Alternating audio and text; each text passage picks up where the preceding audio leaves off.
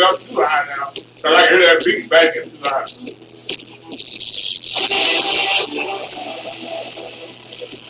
And welcome to Talkbacklive in the morning. It is now 6:04, 4 minutes past the hour of 6 o'clock, and a very pleasant good morning to you on a Tuesday morning.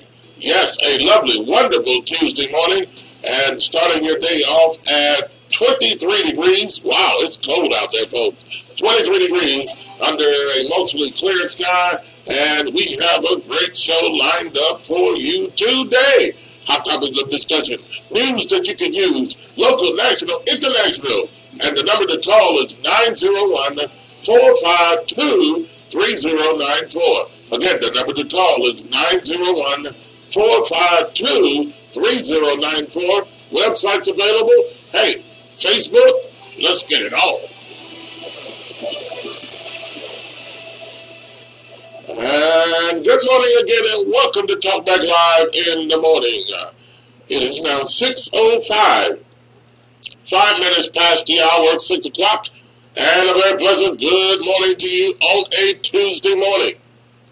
Yes, a lovely, wonderful Tuesday morning, and again, starting your day off at 23 degrees under a mostly clear sky, and wow, is it ever cold out there this morning. And I guess the, what do you call it, the wind chill factor is somewhere around, 11 degrees or somewhere around there. But hey, nonetheless, we have a great show lined up for you today. Hot topics of discussion, news that you can use, local, national, international. And the number to call is 901-452-3094. Again, the number to call is 901-452-3094. And if those lines are busy, call us at 901-324-7490. All right, we invite you to go to our website, talkbacklivenetwork.org, and take a look at what's going on there, and you can listen to the show there as well. Also, you can listen to us on the TuneIn radio app, and you search WMQM, and on the Simple radio app, you'll search KQPN. As simple as that, folks. Free downloads on your mobile devices. And just to be clear, both will be KQPN. And the second hour, WMPM, but for right now, just go KQPN on both apps. Right. And you can listen to us live. Indeed.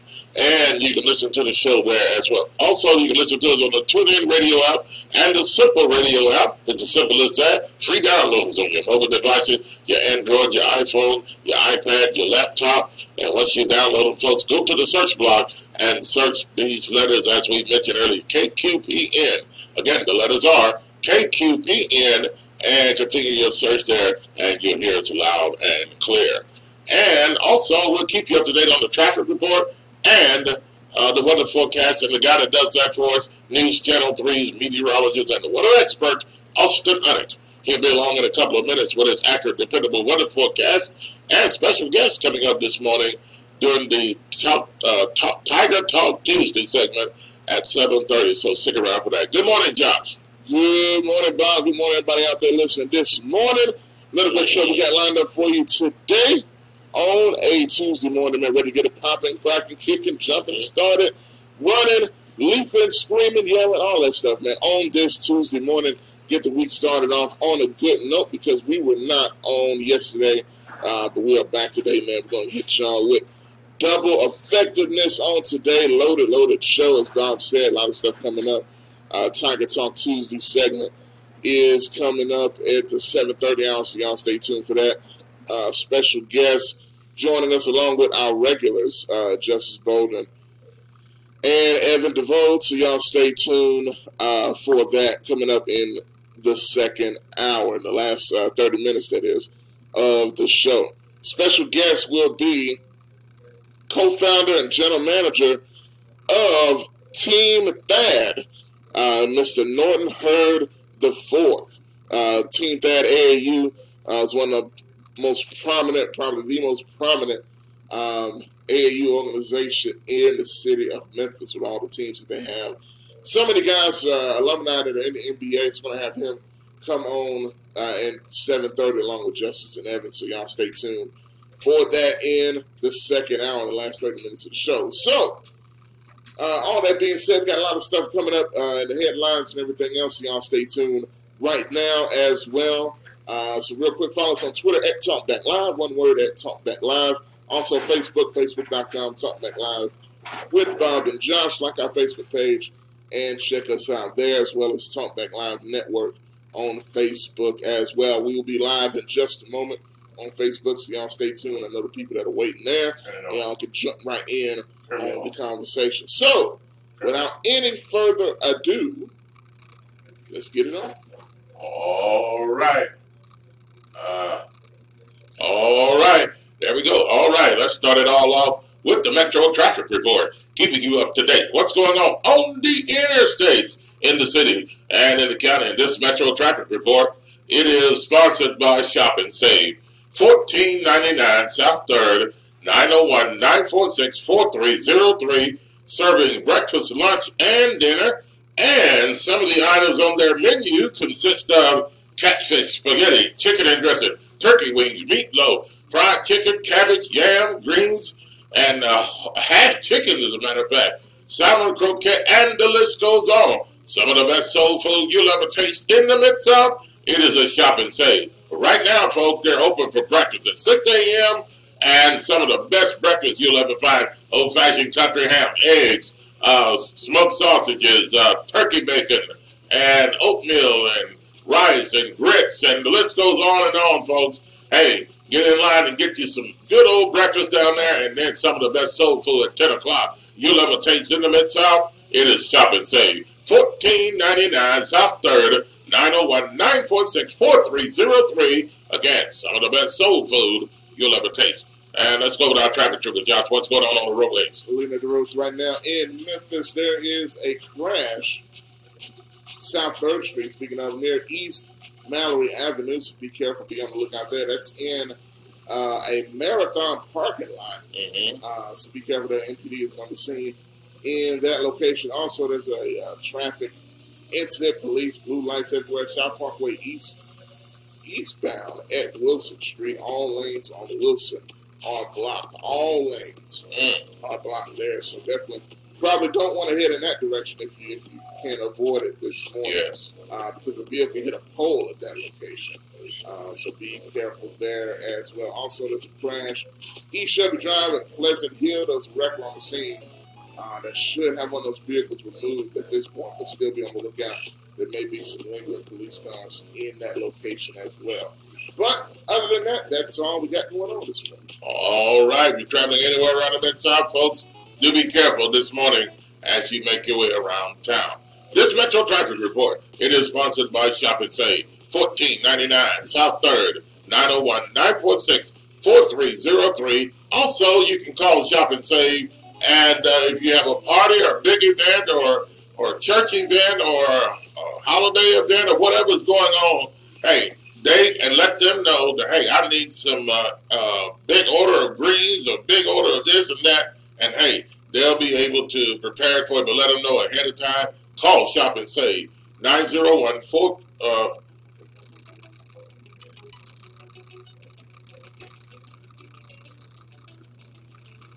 Call them today. 901 and 487-7882. Okay. 901-487-7882. That's Shop and Save. And they'll get you taken care of. All right. Let's go to our to the weather report. And ladies and gentlemen, and had so much going on around me here. Apologize for that. News Channel 3's meteorologist and weather expert, Austin Ellick, and his accurate, dependable weather forecast. News Channel 3's weather expert.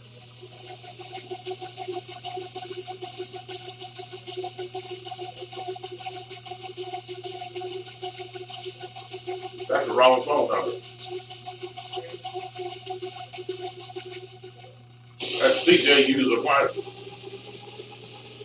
Oh.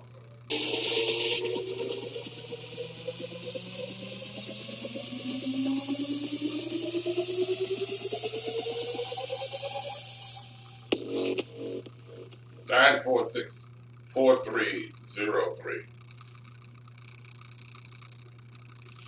Another chilly day across the area, but not as cold as it was yesterday, so that's something anyway. For today, high temperatures on your News Channel 3 forecast back in the mid to upper 30s. Some parts of North Mississippi and southeast Arkansas might make their way to around 40 degrees, but that's it. Sunny skies today, clear tonight, and cold once again. Lows back in the lower 20s. For Wednesday, sunny, a little bit warmer, still below normal, highs in the lower 40s. Mostly clear Wednesday night, lows just below freezing. Winds switch to the south on Thursday, partly cloudy skies, highs just below. Showers return to the Thursday night, lows in the mid under cloudy skies. More showers on Friday, cloudy with highs near normal around 60. Showers and a few thunderstorms Friday night, lows around 50. Showers and thunderstorms into Saturday, high temperatures pushing 70 degrees. Showers Saturday night, then clearing, lows in the upper 40s. And a pleasant Sunday, not a washout for the weekend. High temperatures Sunday with mostly sunny skies back in the lower 60s. That's a look at your latest WREG-TV News Channel 3 Severe Weather Center forecast. I'm meteorologist Austin Onick. More coming up with Bob and Josh on Talkback Live on AM 730 and 1600.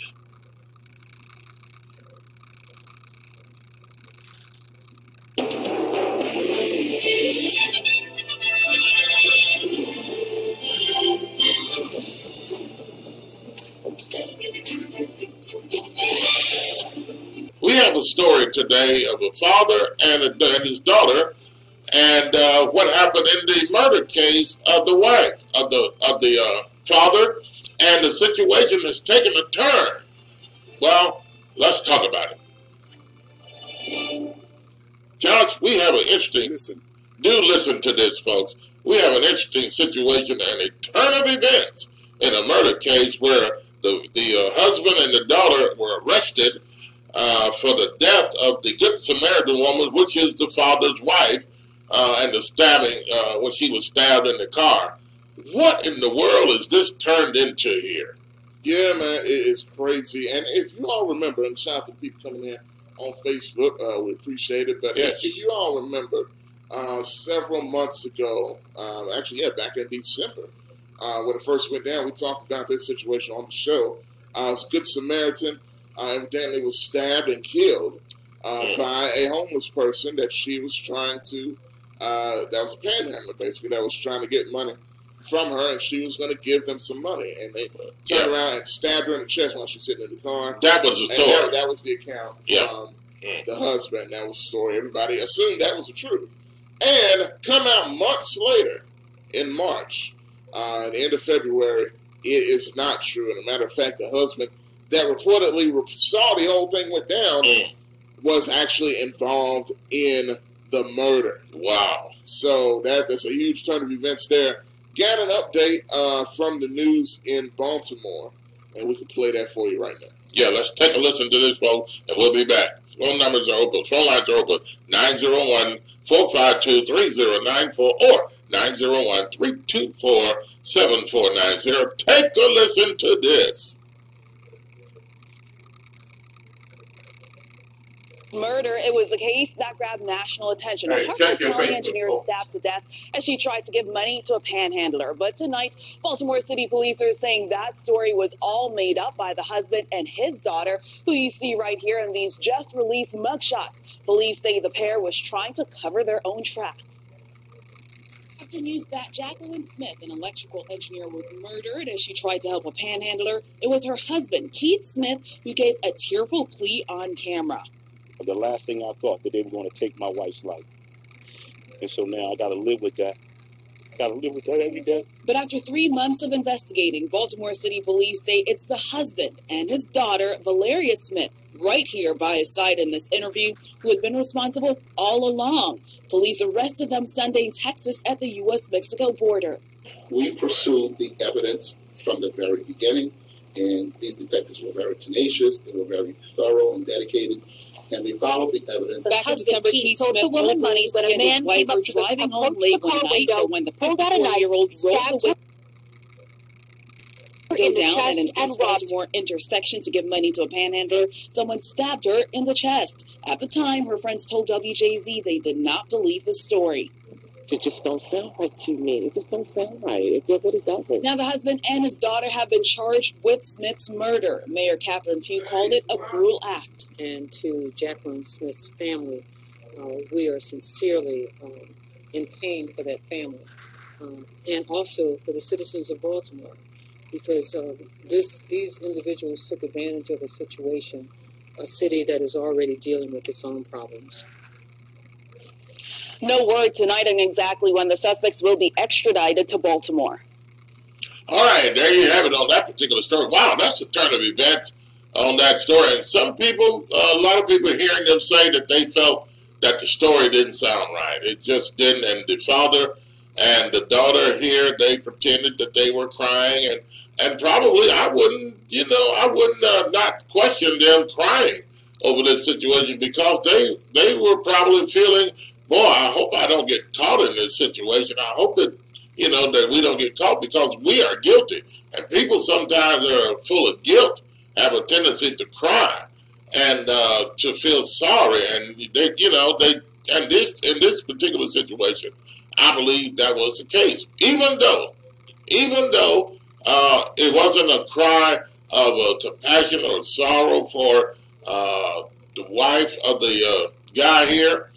It was probably, like a cry of, wow, we've done something wrong, and they probably felt they're just not going to get away with it. And but what do you think, folks? Is this a sorry situation where the husband has joined his daughter to plan this plot to kill his wife? Why though? I mean, was he? And then it was in the city of Baltimore, where a lot of crime was, and they wanted to take advantage of the city to make people think, "Wow, yeah, crime is out of hand here. It is crazy." So this is another turn of events that they would feel that, okay, somebody did do this, and the city of Baltimore is they're in outrage about this whole. They're up in a rage about this whole particular thing, and yeah. So, and on top of that, I guess, like you said, they played on the fact that a lot of people say, hey, it's not surprising that something like this would happen in Baltimore. Mm-hmm. Homeless, a panhandler stabbing a woman in the car.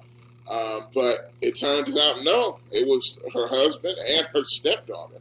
Now, the weird thing is, I'm sure they have all this stuff, but they haven't released it to the media yet. Mm-hmm. They don't really have a reason why they did it, or they haven't told anybody. Mm-hmm. How did they do it? What actually happened? Why did they do it? So I'm sure all that's going to come out in the coming days and weeks. But this is incredibly cruel, man. I mean, she was stabbed.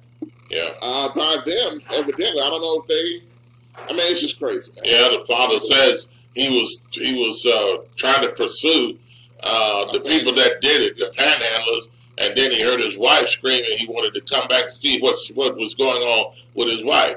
Man, you knew you had stabbed that woman before you even.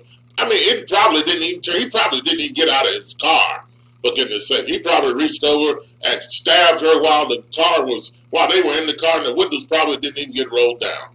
And I don't, know how the detectives figured this out, but they probably listened to some people and probably investigated, and there's all kinds of ways they can figure these things out. But I'm glad they got caught. Definitely. Yeah, 901-452-3094 or 901-324-7490. In other news, and I agree with you, Jay Word, he's lying on the panhandlers. Yeah. All right. In other news, the law to require schools to teach LGBT history in classes. They're trying to make up a law to require that all schools to teach LGBT history in their classes. What history? What history? And why? I mean, I don't get it. Josh, is there a story on it? What is going on with this particular story? Well, that's a good question. And this is out of Trenton, New Jersey. Yeah. This story. New Jersey, they said, has become the second state in the nation after California to pass a law requiring schools to teach LGBT history in their classrooms. Under the new measure, public schools must include lessons about the political, economic, and social contributions of the LGBT community. The new law goes into effect at the beginning of the 2020 school year. Mm-hmm. So, the governor of New Jersey, Phil Murphy, called the law a step towards inclusion and fairness. So, and here's the story. The story's not that long, but here's some of it. Yeah, take a listen to this, folks. And somebody said on Facebook, this is nonsense. Yes, I agree. Take a listen. We'll be back. Phone lines are open. Yes, the video's coming up in just a second here. All right, and the phone, let me pass along Shop and Save phone number. I had given the wrong number earlier. The number is 901-946-4303. That's 901-946-4303. Some of the best soul food you'll ever taste. Okay, all right, here we go. In the nation to pass a law requiring schools to teach LGBT history in the classrooms. Under the new measure, public schools must include lessons about the political, economic, and social contributions of the LGBT community. The new law goes into effect at the start of the 2020 school year. Governor Murphy called the law a step toward inclusion and fairness. Yeah, that's all they said. Really, just said a step toward inclusion and what? Fairness. Yeah.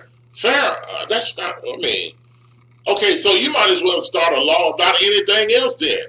You want to start a law about the gays or the LGBT law required to teach in this history? You might as well start the law about fried chicken. Teach about fried chicken in the classrooms. I mean, for goodness sake, it's been around probably long. Well, I don't know. But anyway. But check this out. Check this out. The legislation, and this is kind of interesting here. The legislation comes, and they didn't say this in the news story, comes as, at least in the video, but it is in the reading of it, comes as the hashtag expose Christian schools hashtag started trending on Twitter. It was introduced shortly after news broke that Karen Pence, the wife of Vice President Mike Pence, would be teaching at a Christian school in Northern Virginia that lists homosexual or lesbian sexual activity as among the disqualifying criteria for prospective employees. So people are talking about exposing Christian schools for not wanting to hire gay and lesbian employees. Now, here's the thing. And this is where I think it gets dangerous. And I know... I think there are gay and lesbian employees all over the place in the public schools. That's true. But the difference is these are Christian schools. Yeah, okay. And they say they're Christian schools, and they base their the school around Christian values. So here's my point, right? This is why I think it's getting dangerous. I don't care what your thoughts are on Mike Pence or President Trump or whatever the case may be. As a matter of fact, to me, this has nothing to do with them. The point is, you are reaching a dangerous place where your religious beliefs, and especially Christian beliefs, you want to push it on. This is just the thing. Your religious beliefs, it's not just that, really. Is your religious beliefs are being infringed upon. Yeah. Where they don't give a crap about it anymore. Where here's the thing. And as a matter of fact, there was even a situation with a Muslim school that didn't want to have gay people either. People are attacking them as well. But as far as the Christian school is concerned, you cannot force a school that is based around Christian values, and you know it's a Christian school, and you know how the Bible is, or some people don't know or don't care to know, but the Bible does teach against homosexuality. And yet you want to force them to hire people that are basically against what the school believes in. There are other schools that don't have a problem with that. Right. You know what I'm saying? So why have this? And then to talk about LGBT history, I feel like it's a different situation than Black history. Right, absolutely. Native American history or American history, whatever the case may be. This is about a specific sexual orientation or sexual preference. Why are we talking about a history of a sexual preference? How about a history, if this is the case, what about having a class on heterosexual, which is straight men and straight women? heterosexual history. That's crazy. You know, I guess some people say, well, that's regular history as it is. All I know is, well, I think if you're going to divide history, you can have it along different cultures like Black history, Native American history, American history, whatever you want to say. That's different than LGBT history. Now, that's just my opinion. Yeah, and John, and the next thing probably would be they'll want a holiday made in their name.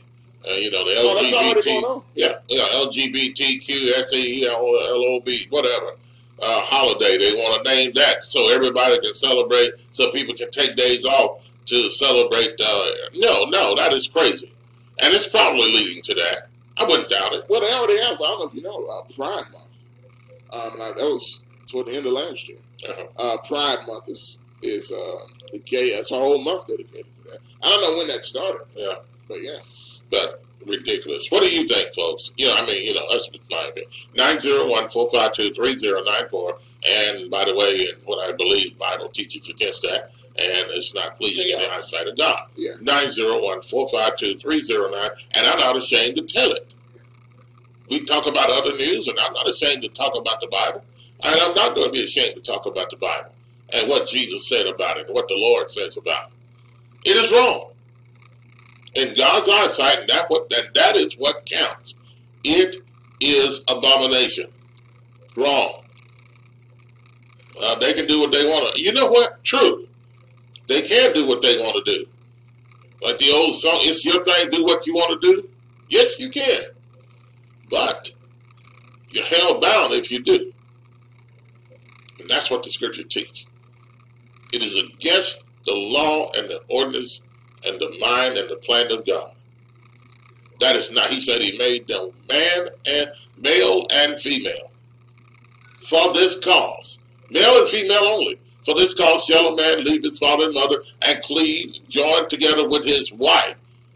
And they two shall be what? One flesh. No more two, but one flesh.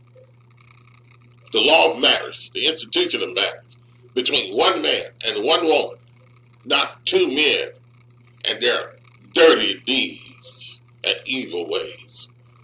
901-452-3094 or 901-324-7490. And thanks for all the people coming in on Facebook. Good morning to you.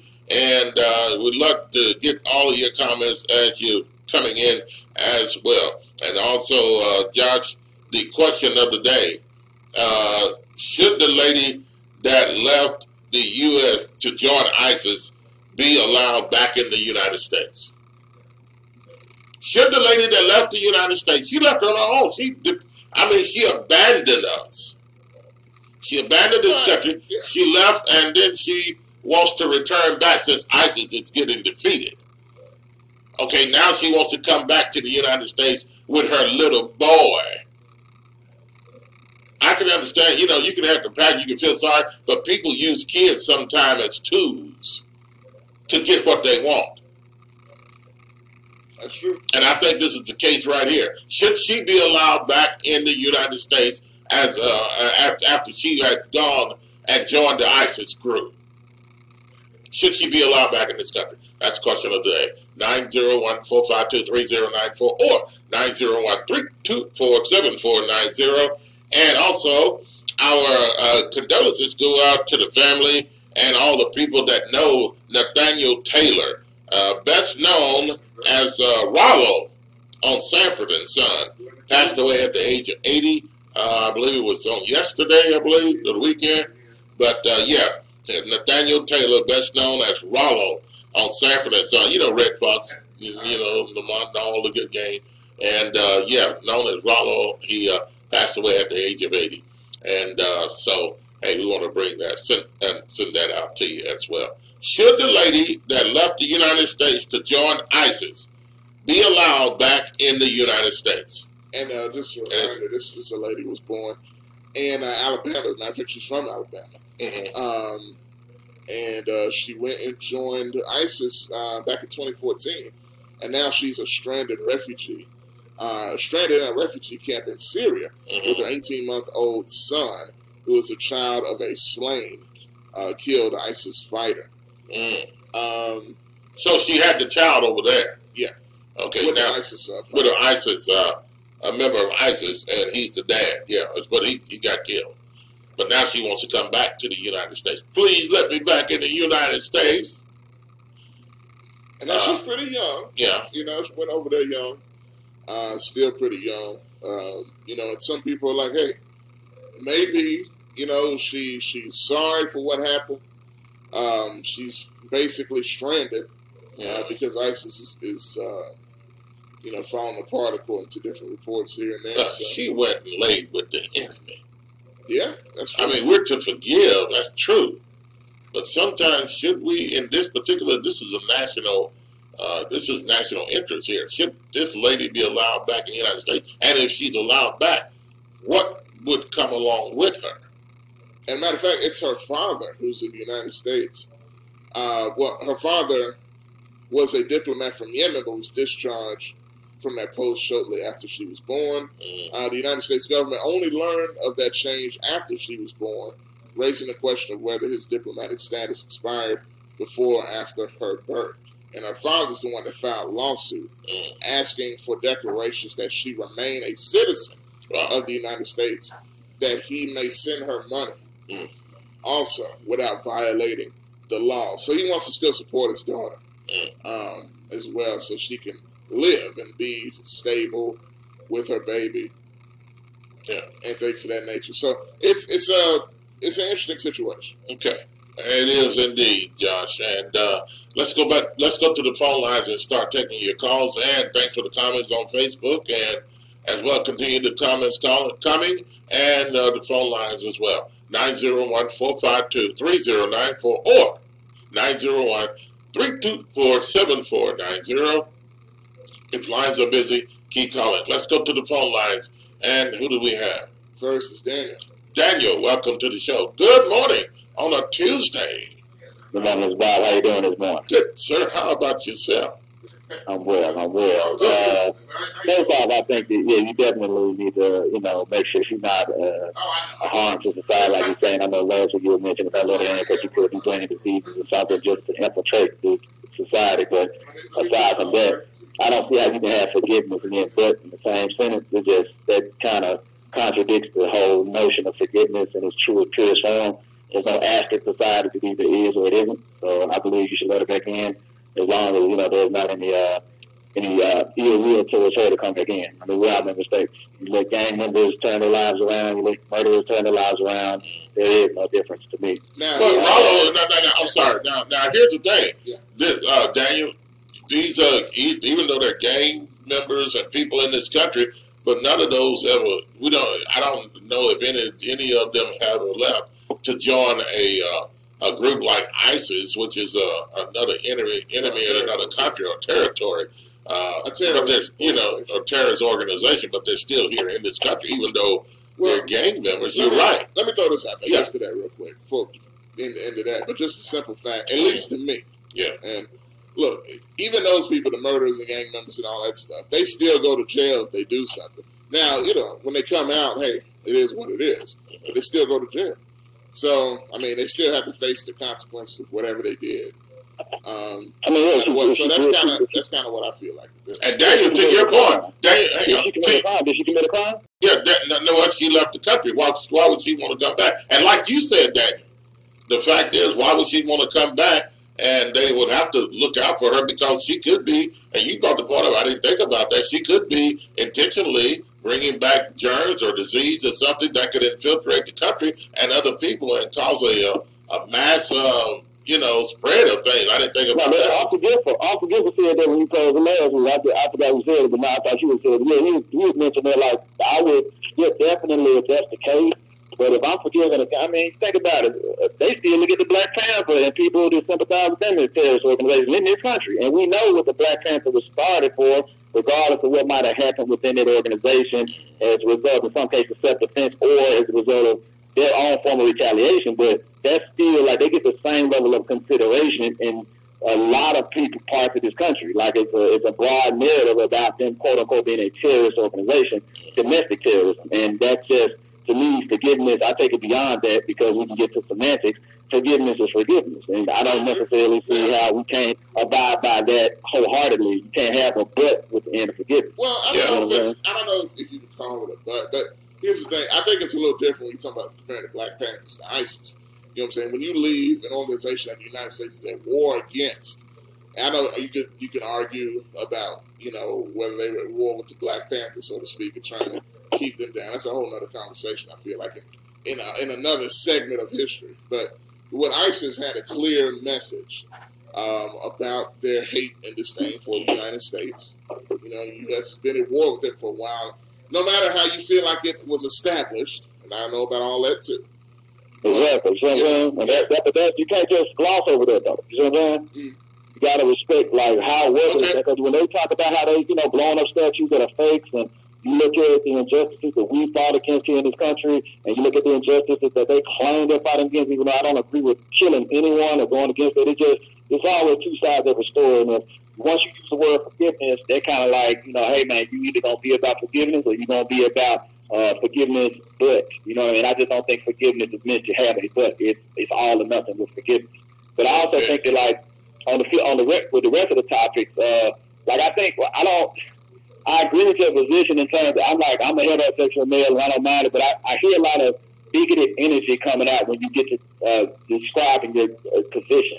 I don't think you should have to have that type of energy towards something you don't agree with, and you can still maintain your true honor and what you believe in without having a bigoted approach. It sounds to me like there's a lot of you despise more than you just disagree, and I don't think that's healthy in terms of disagreeing with what's going on in New Jersey and what's going on with that group of individuals, because it's the same concept as people of color. I mean, people of color, race is less, I guess, a reality than your sexual preference. I mean, race to me is just it's a matter of if you're a particular color, you can get tanned, you can change colors. I mean, color is nothing, but your sexual preference is something that's involved in action, and it involves a behavioral pattern that you can definitely. Okay, so you're saying your sexual preference is much better than just your race.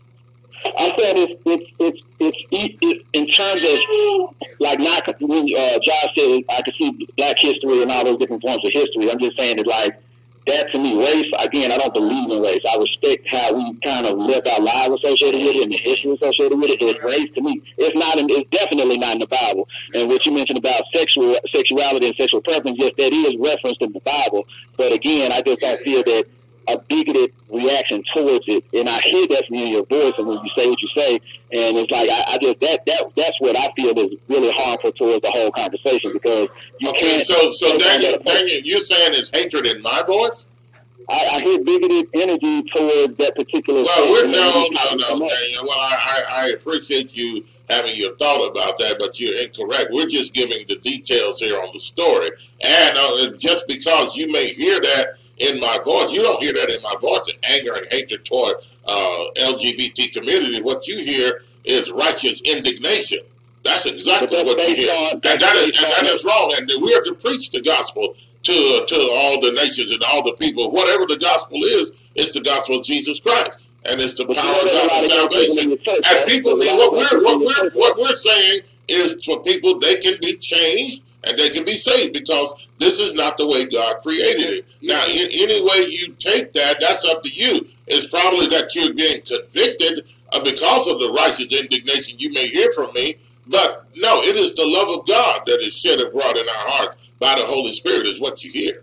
Well, so how can you say someone's going to hell if this love of, like you say, if they're not born again and they're not living the way God said to live, one man and one woman, and if that's contrary to what the Word of God says, so you think God is going to say, oh, that's okay, I said that, but it's okay, you can come on in and all this, if he's contrary to that. What do you think? Do you think God lied about the situation when he said? No, and this is what I'm saying. Thank you for bringing that point, because it's like, how can you sit up here and say, I'm doing the hell for this, but I can do a whole lot of other stuff, and if sin is equal, I'm not doing the hell for that behavior. Okay, we didn't say that's the only thing. Okay, yeah, Daniel, we appreciate the call, though, man. Yeah. But if there's some things you want to know about the Bible, hey, man, you feel free to contact me, and man, let the love of God pour out of your heart.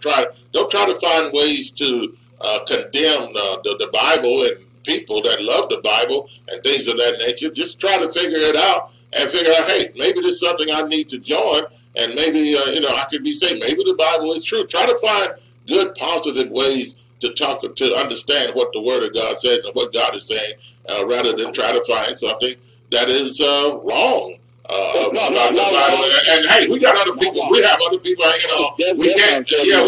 But we can't say that. Let's go get him off the line. We can't hold on. Keep talking to him. There's other folk hanging on. And 901-452-3094 or 901-324-7490. Let's go back to the phone lines. Who do we have? Ray, welcome to the show. Good morning on a Tuesday. Good morning. Good morning, everybody. Good morning, sir. How are you? Good topic. Treason is what that young lady did when she left this country. You ever see the TV show Branded? She's been branded. Yeah. No. My grandchildren, I was set up Sunday. I was set up by my children. Okay. To ask that question. I said, hell no. Don't let her back in. Oh, man. Is that what you said, Ray? That's what I said to my 21-year-old grandchildren. I said, why are we letting her back in? She left America. Yeah, that's true. I said, y'all need to leave America if you don't love Jesus and accept. We know what history is. Well, now, do you think she denounced the United States of this? Yes, when she went over there, Bob. Okay. Think about it. Everybody on this radio station has been in the military. You know, if you fall asleep on your post or leave your post, that's called treason and everything. They can put you on a military thing and court system, and you done. Fort Leavenworth is in what state? Kansas? Kansas, yeah. Well, we ain't bringing her back to Kansas. Keep your butt over there. Well, I love your child. Yeah, I think that's your child. I think she's from Alabama. I don't care. Keep her over there. That's your child. Maybe they got welfare and food stamps over there. I don't know. Okay. But no, don't let her back over here. And on that gay thing, working in the hospital, it taught me a whole lot about caring for people. Right.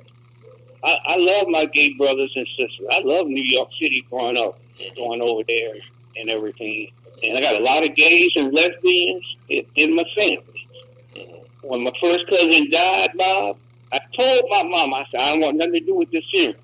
She said, you got to get there and lead a prayer. First thing I said, well, is there any women out here that I didn't do right in the bedroom, and now y'all like each other? I said, forgive me. All right. My mama was mad at me, Bob. But I was being serious. Hey, you know what? But then, let me throw this out. Let me throw this out there. Look, here's the thing.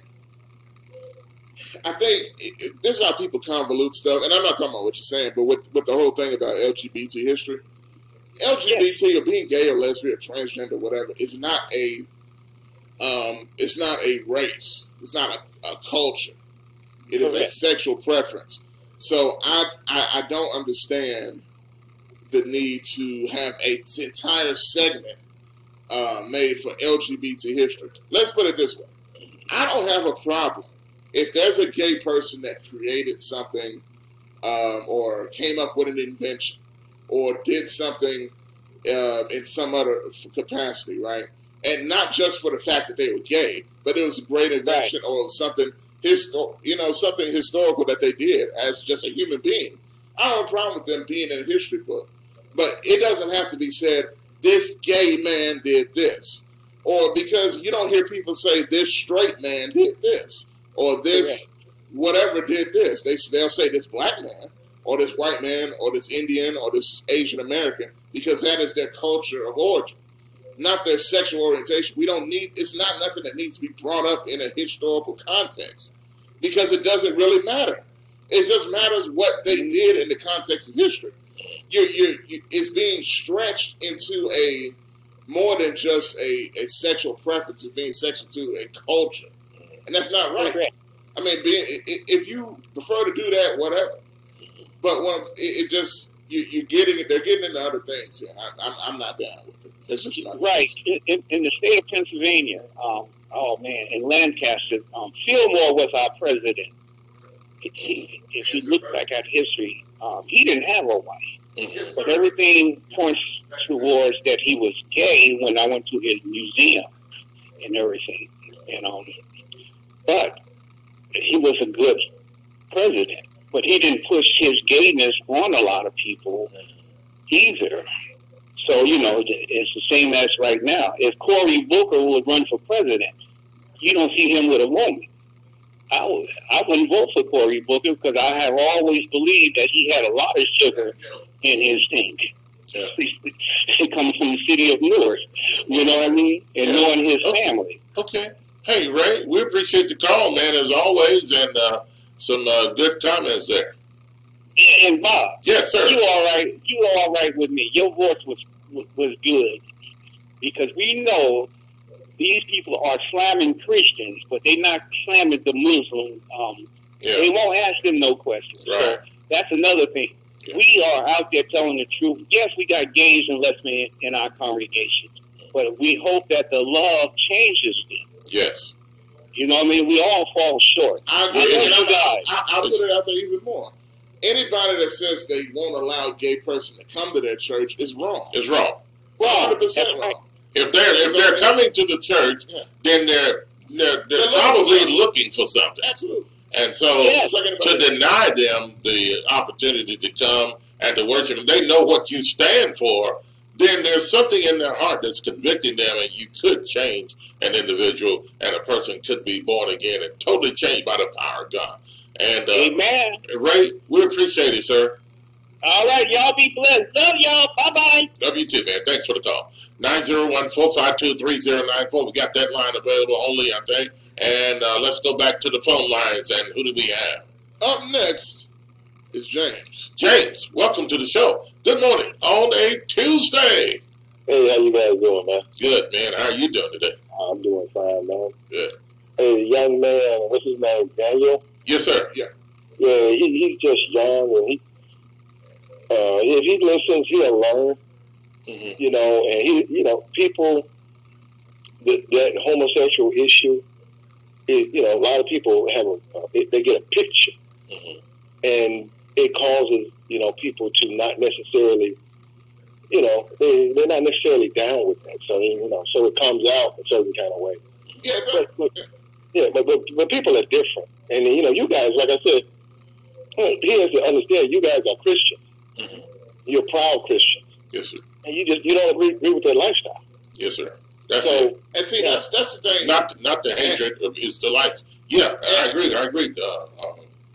James. Yeah. And this is why you can't equate it to race. Mm-hmm. I just say that, man, because you look, and even the movement about exposing Christian schools for not hiring gay people.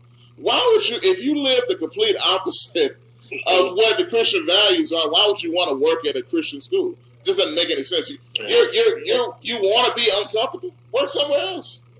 Why you want to force them to hire you? That's crazy. Yeah. Well, everybody's not a Christian, but everybody's not a liberal. Yeah. I'm certainly not a liberal, but I'm just saying those are two different things. Yeah. Well, I'm just saying when you get into the liberal philosophy, yes, sir, you're supposed to be tolerant of everything. Okay. Now, that me personally, I wouldn't necessarily have a problem with it if they said today in Black History we celebrate James Baldwin, a gay civil rights activist, and it was aimed at homosexual males or whatever who needed an ego boost or something. Like I said, I wouldn't have a problem with that. Okay. You got the forefathers. Many of them slaves weren't even 12, 13 years old. The Thomas Jefferson. You can go. You go into pedophilia when you're dealing with them. You know what I'm saying? Exactly. But here's my thing. When did it become a thing to start describing people by their sexual preference or I'd say orientation, but I think that's more male or female, but by their sexual preference? When did that become a defining, like, this heterosexual man was a great man? Why has it got to be that? Why isn't he just a man? Why do I need to know who he sleeps with in order to respect what he what you're saying is that makes him a great man because he's a homosexual. Well, I mean, or whatever. Like, it doesn't matter. Why does that need to be something that's brought up? It doesn't need to, in any case. I understand what you're saying, but I'm just playing the devil advocate. I got you. I appreciate it. Yeah. From their point of view, the homosexual point of view, yes, sir. They feel like, just like we were talking about with the Christmas stuff, when they wanted to make Frosty gay, stuff like that, put a gay elf in one of, Fruity the Snow.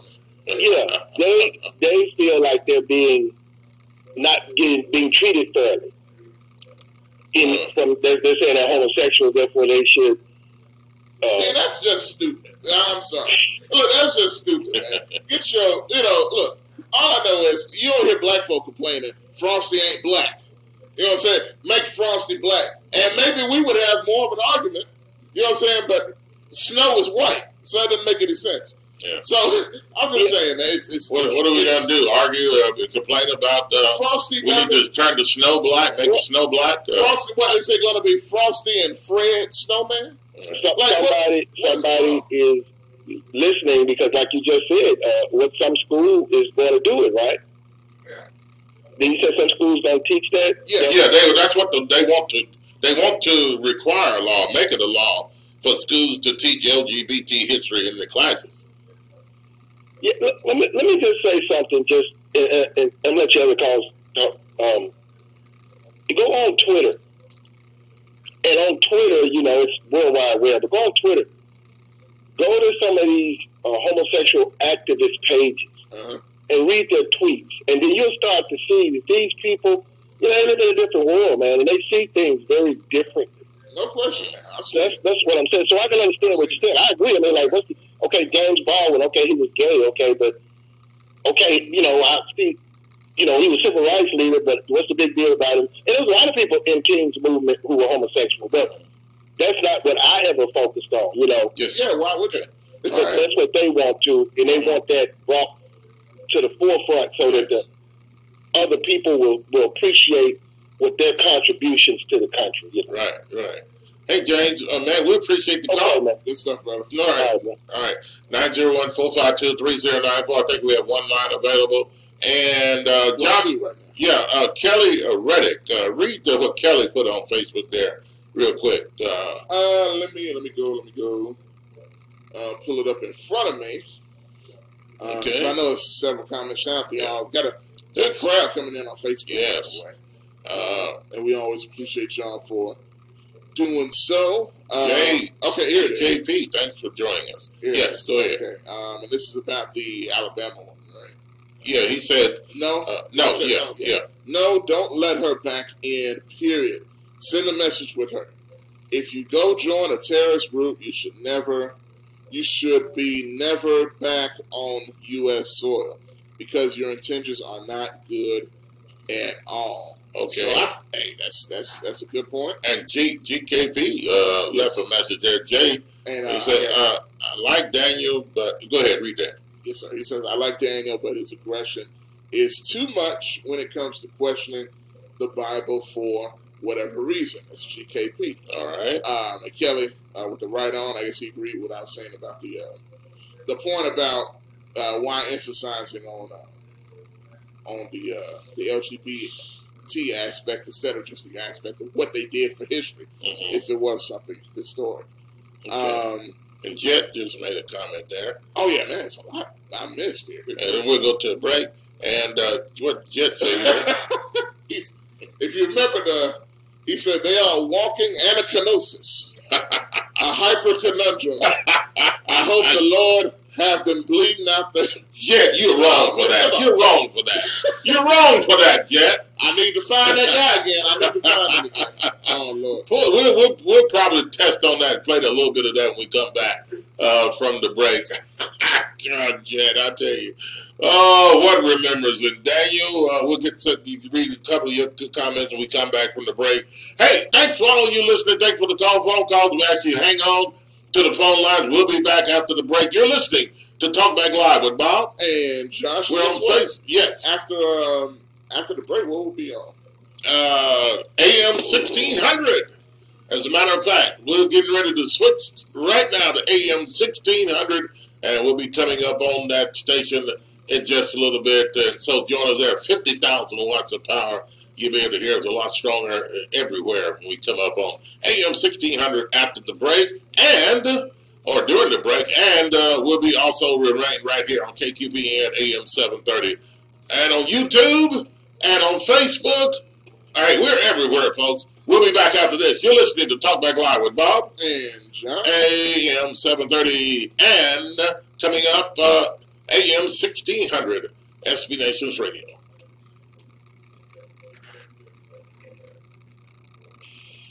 I got something for you. I got something for all these homosexuals just walking around here with your pocketbooks, with your tight pants and your bow tie, and you're walking like a girl. You need deliverance.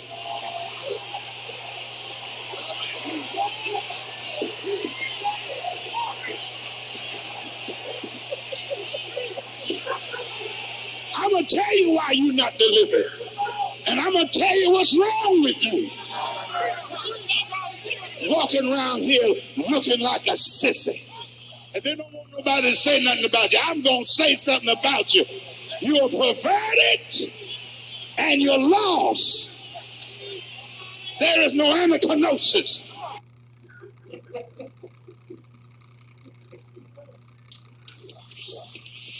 This is Sergeant Chris Richardson of the Tennessee Highway Patrol, reminding all motorists that texting and driving is prohibited by law in Tennessee. Anytime a driver is distracted and takes his eyes off the road or his hands off the wheel, it is unsafe. Texting is the most alarming distraction of all, and our youngest drivers are most at risk. Please commit to distracted-free driving today. It can save lives, maybe even your own. This message brought to you by the Tennessee Highway Patrol.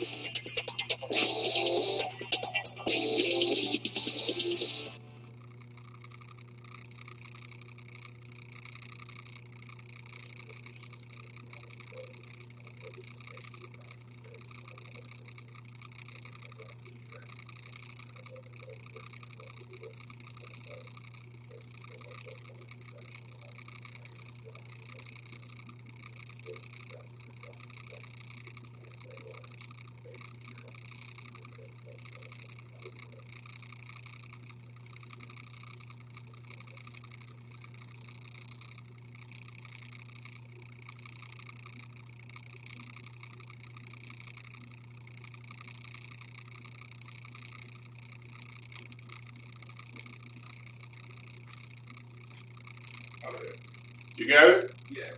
Okay. If you get a problem back there, don't stay too long back there. Are you tired of going Come to back the and meet us so I can help. issue over and over again and never getting any relief? Are you tired of buying all types of vitamins and supplements, hoping but not knowing for sure that they will keep you healthy? Or are you getting enough of the right kind of nutrients that your specific body needs? If you answered yes to any of these questions, you need a nutritional blood analysis. With a nutritional blood analysis, we can take one drop of blood from a prick of your finger and analyze your body's nutritional needs, nutritional deficiencies, and nutritional imbalances. This analysis can provide an early warning of possible future health challenges so you can make the changes now to avoid the negative outcome. A nutritional blood analysis can be used to monitor a health challenge before and after adopting an approach to restore health and balance. It will also allow you the ability to determine the effectiveness of various approaches to restoring and balancing your health. So don't wait. Make your appointment at FocusOnHealthSolutions.com. Stop guessing with your health. Know what works for sure. At FocusOnHealthSolutions.com, 901-602-7063.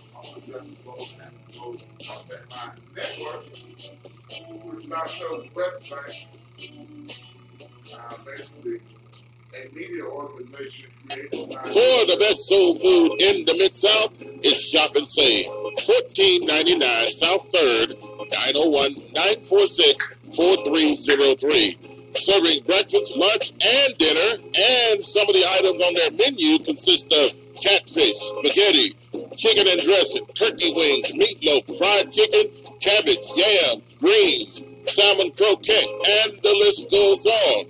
Some of the best soul food you ever taste in the Mid-South, it is Shop and Save. 1499 South 3rd. Call them again at 901-946-4303. Been in business since 1991. Shop and Save, 1499 South 3rd, 901-946-4303 for some of the best soul food you'll ever taste.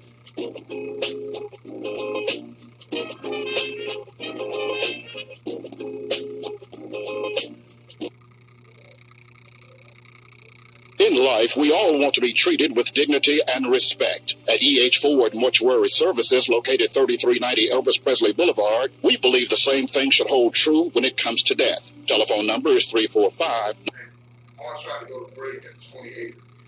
Okay. I said 28. Come back. Play just a couple of commercials and come back. Yeah, okay. Embalmer and death counselor, Ed Ford will be involved in every phase. Oh, I got it. To your loved one. In other words, he won't just sit behind a desk and collect your money like other funeral directors. His main purpose is to personally prepare your loved one for whatever memorial service you desire. His services and prices are the very best in Memphis and the surrounding area. At E.H. Ford Mortuary Services, oh, you can do it. courteous staff will be there when you really need them. That's E.H. Ford Mortuary Services, located 3390 Elvis Presley Boulevard. The telephone number again, 345-9558.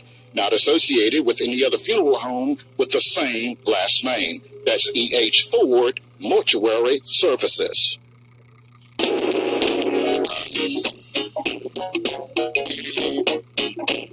Did you love Daniel's comment? That wasn't you? Okay.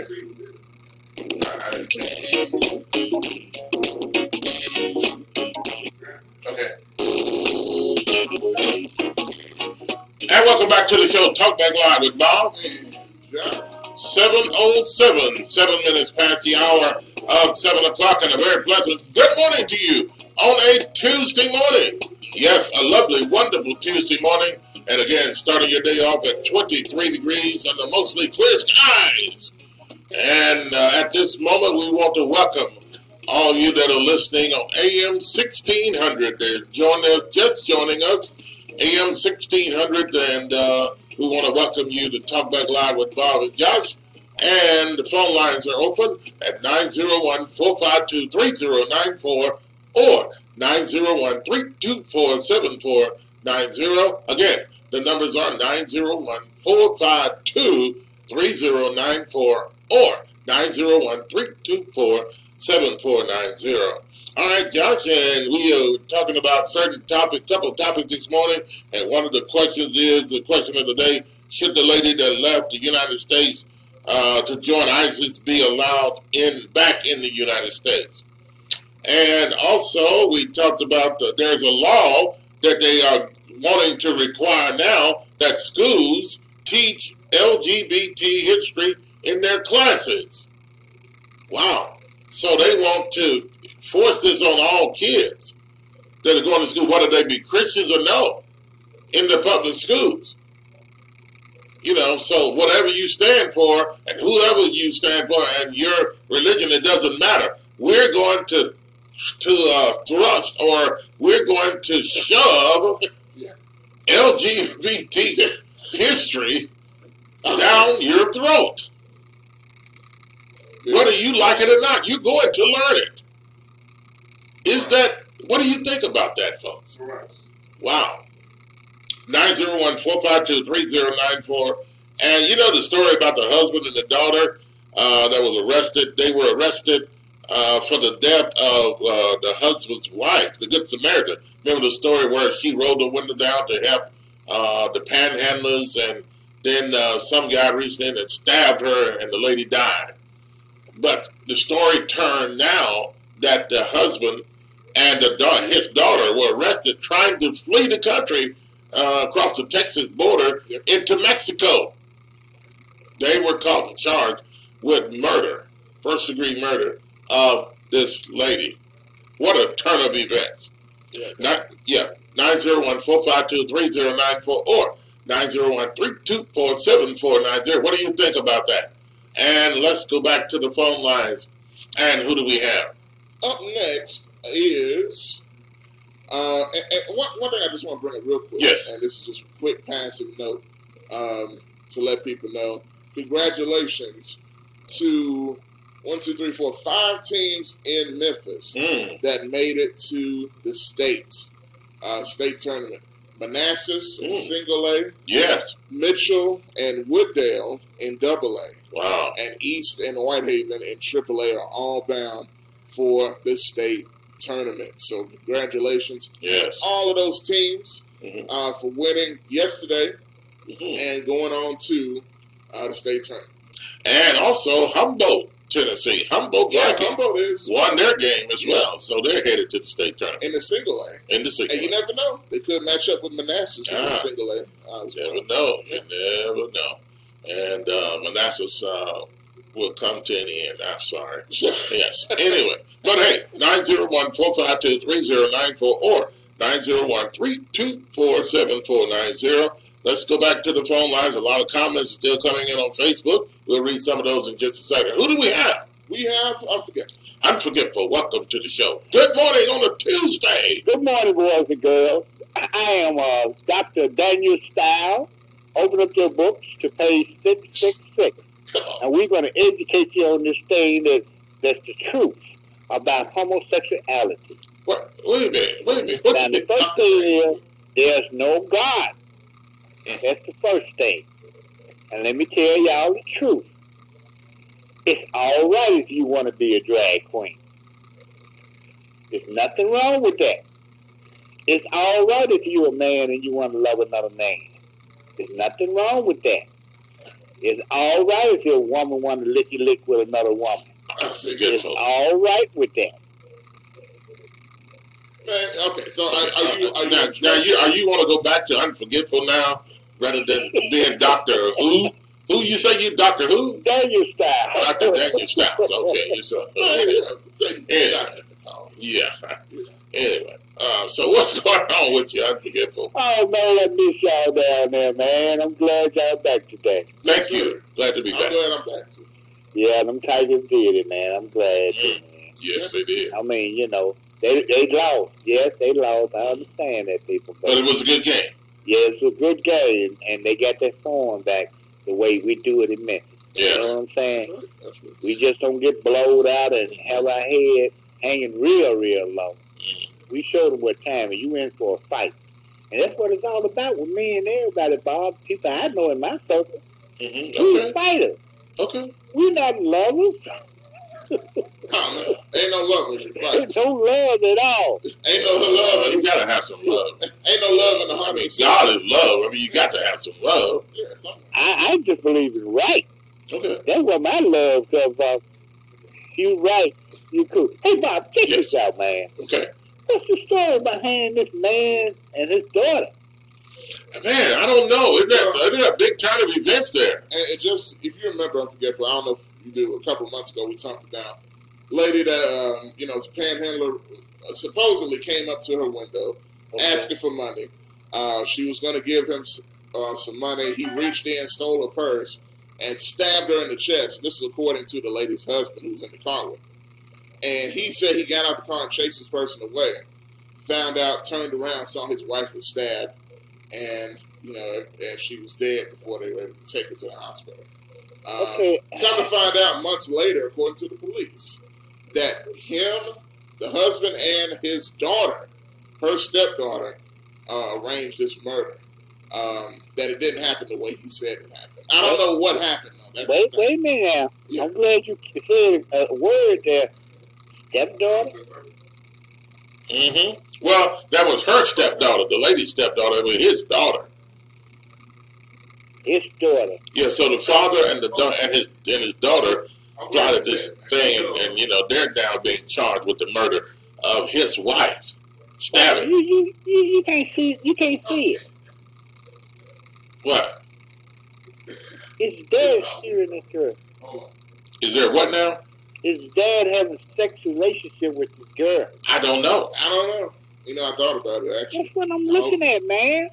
Well, that's his daughter. incest. Well, could be. I mean, something weird's going on. I wouldn't put it past it. I mean, these things do happen.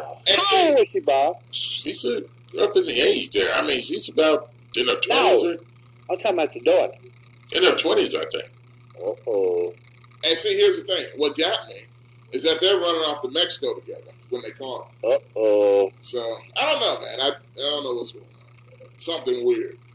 Hey, I know there's a lot of people out there that believe in race and all that, but what color was it? Black. They were black. Yeah. Uh-oh. What does the uh-oh mean? A lot of that stuff going on, Bob. Yeah, well, I agree. It's just going on. Well, people, I'm against that. Y'all don't need to be out here scaring your own kids now. They go for boys too now. Y'all don't need to be doing that kind of stuff. Yeah, definitely don't. True. Oh my God. That's the most pitiful thing I ever heard in my life, man. Yeah. Okay. Kill her like that. Yeah, that is terrible. Yes, it's crazy. And you think about the father and the daughter were crying at the funeral, and even before the funeral, even during the media, in front of the media, they were, acting like they were crying and everything, and they put on a little show there. But what I'm saying is, was she with him when all this went down, or she was at home and he killed her and I think the daughter. I think they were all together, from what I understand. I think, yeah, but and see, the police haven't actually said yet how it happened, but they must know. I'm sure that's what Bob and Josh, y'all need to bring that to the forefront, man. I want to know what's really going on. Yes, we will keep you updated. Yeah, that's amazing, man. Wow, all this stuff is going on, man. With this woman, Bob, going to join ISIS, why can't they let her back in the United States and throw her in jail? Well, I mean, that'd be the best thing. That'd be the best thing. But yeah. Okay. Come on back and you're going to do 20 to 25 years in jail. You'll be back home. Well, it'll be like she's in jail over there if she don't want to stay. That'll be her punishment because she'll be miserable. Well, she'll be miserable. She come back here too. Yeah. Well, she'll stay in jail, and the taxpayers would have to foot her bill for coming back here and staying in jail, having her shelter, food, and all that kind of stuff. So does she deserve taxpayers' dollars after she deserted this country and decided to go and fight for a terrorist organization? She's left the country altogether. But Bob, when you talk about the law and stuff, and her father is a diplomat, they got something called diplomatic immunity, and I think she needs to be back. Maybe he can work down that type of pipe and find out what he can do under the law to get her back in here. Okay. Like you say, I put her in quarantine and all that kind of stuff, but I would let her back in, but I put her she'll go straight to jail. Mm-hmm. So anybody that goes and deserts the country and fight for the enemy and the terrorist organizations go out of this country and leave the United States and abandon this country, they all should be allowed back. No, not all of them. Okay. Now, if you does things like spying and stuff like that, of course not. Mm-hmm. But okay. I think we was in war with ISIS, and she was a civilian, and you can't really judge her under the code of law. Well, I understand that, but she's the one that left the country, though. Nah, people leave the country every day to fight for the enemy. How do we know they're not fighting for the enemy? Well, that's true. Unless they say they're going every or whatever. How do we know not? But every day we don't have those people asking them to come back to the United States, do we? But when they get caught, we be looking for them, don't we? We want to put them in jail, right? Well, when they come back, we put them in jail. Okay. So why not the same with her? Okay. I mean, especially with her father, a diplomat. Okay. Okay. Maybe she might have information there that can help her. Yeah, in the future. Maybe so. Maybe she wants to share something with us. You have a point there. All right. Okay, then, Bob. Unforgivable, we appreciate the call, man. It's good to hear from you. Now, listen, boys and girls, go to page 666. 666? Yeah. You see, that's the mark of the beast. Yeah, that's what I'm talking about, Dr. Daniel style. Okay, see. There's no anachronosis. Okay. Now, put on your Hulk top, your skinny jeans, and your biking shorts. Unforgetful. We gotta go. We can't forget you, man. Thanks for the call. 901-452-3094. Let's go back to the phone lines. And who do we have? We have Carl. Carl, welcome to the show. Good morning on a Tuesday. Yes, indeed. It is a Tuesday, Bob and Josh. Good morning to both of you. Yes, Carl. Good morning. The girl who wants to come back to the United States of America. Okay. Has she been charged with treason? I don't know. Well, if you had not charged her, she's supposed to come back. I don't want her to come back, but by law, she can come back unless you charge her with a crime against the United States of America. If you don't charge her, then she got the right to come back. Well, they may have done that. I'm not for sure, but if they've done that, then should she be allowed to come back? If she want to go to jail rest of her life, yeah. Okay. But you had not charged her. There's no law against marrying that person. I don't see it. Even though she did it. Well, I don't think it's concerned about marrying ISIS in person, but she abandoned the United States to join another country. Here's another clip before you say what you say, Carl. Yes. We got about 5 minutes here. Okay, I'll make it quick. Yeah, in 2015, this lady withdrew from college and used her tuition reimbursement, according to the New York Times. Used her tuition reimbursement to fund her travel to Syria. Once there, she touted ISIS ideology, that is, on social media, including calling on Muslims in America to carry out terrorist attacks. But she now says she is sorry and wants to come home. She wanted to leave earlier, is what she said, but feared being executed if she tried to leave. Also, the State Department canceled her passport in 2016 under the Obama administration. And the Justice Department is taking the position that she does not qualify to be an American citizen under an exception to birthright citizenship in the Constitution for children of foreign diplomats, which her father was a diplomat. So that's a little background on it. Yeah. Well, in that case, then she can't come back if that law been passed. Now, people, whenever your spouse is killed, you are going to be the prime suspect eventually. The police are not stupid. So whenever a wife or husband dies and you nearby or not nearby, they will get you because guess what? You will be the main suspect. They can't find nobody else. So do you think... What's all these stupid people? Okay. Do you think the police look at the other family member, the husband or the wife or whatever, before they, at the same time that they're looking for other people, do they start just researching or looking or, considering everybody the suspect? Once they get the information, what they told them about panhandler, that's what they're looking for first. And once they couldn't find that panhandler, then they turn their attention towards who else would benefit by her dying. And generally, it's the husband or the spouse. And before I go, Bob. Yes.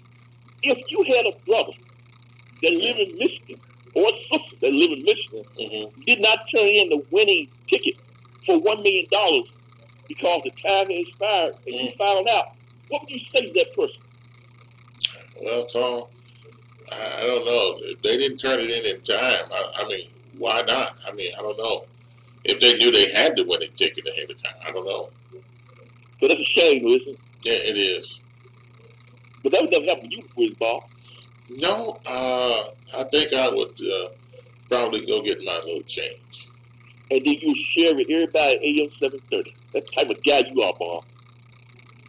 No comment, Bob. No comment, Carl. Yeah, no comment at this present time.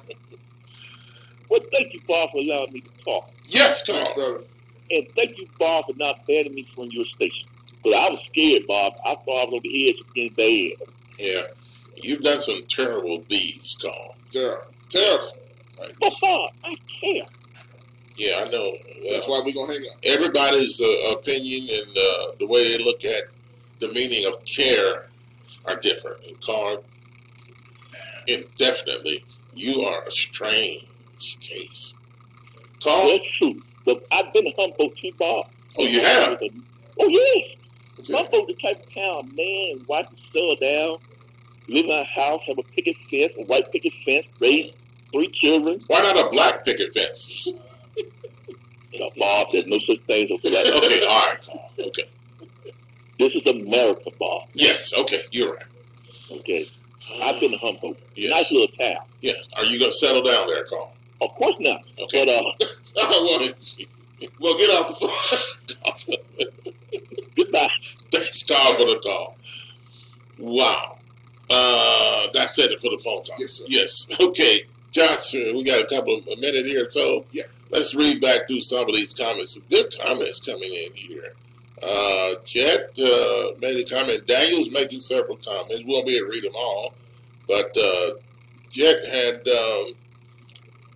he just drew a straight line. He just drew a straight line. Yeah, what did he say there? I'm forgetful. He said he just drew a straight line with no evidence and made his theory true.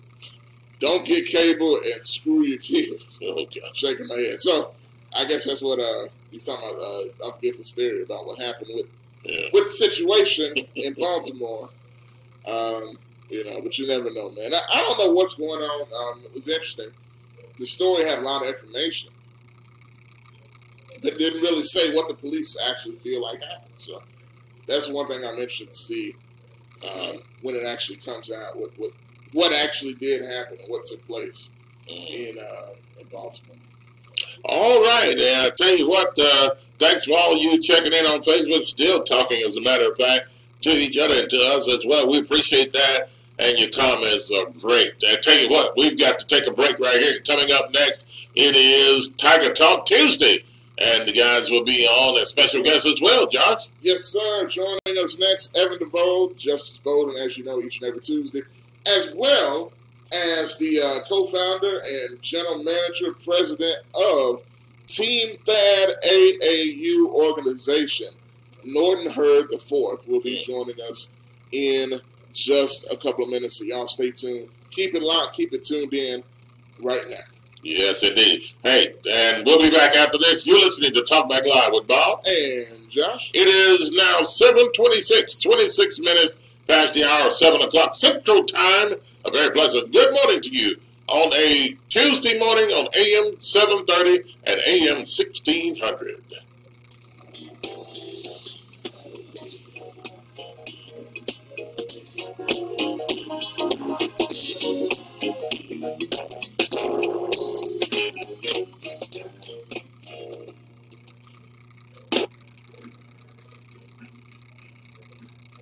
Are you tired of going to the doctor with the same issue over and over again and never getting any relief?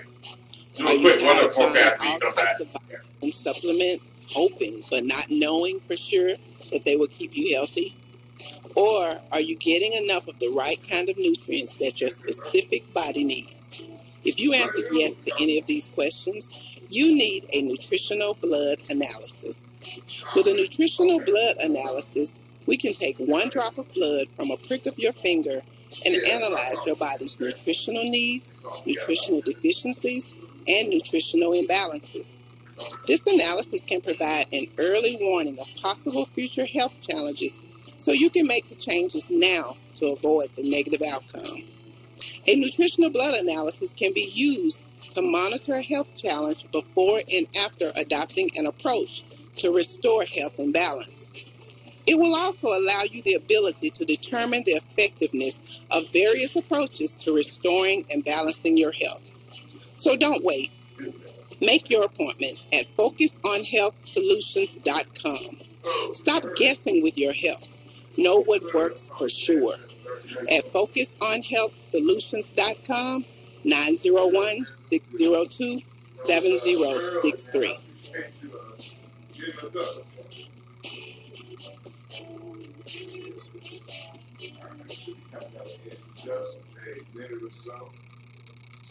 For the best soul food in the Mid-South, it's Shop and Save. 1499 South 3rd,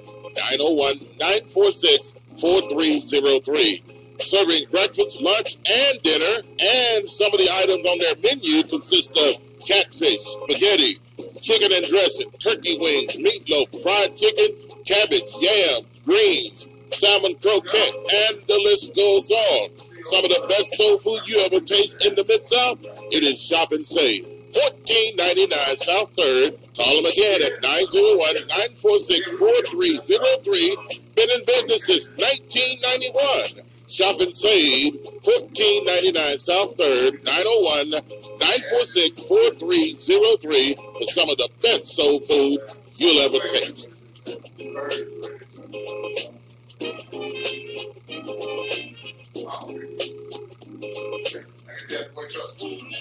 It's that time of year again. We're Just Cooling, called Just Cooling Refrigeration, for all your heating and air needs. They specialize in residential and commercial. For a complete listing of all the services that they provide, contact them at www.justoncooling.com. Again, www.justoncooling.com. They're licensed, bonded, and insured for over 18 years. Give them a call, 901-848-1772. You want to be cool? You know I do. Give them a call, 901-848-1772.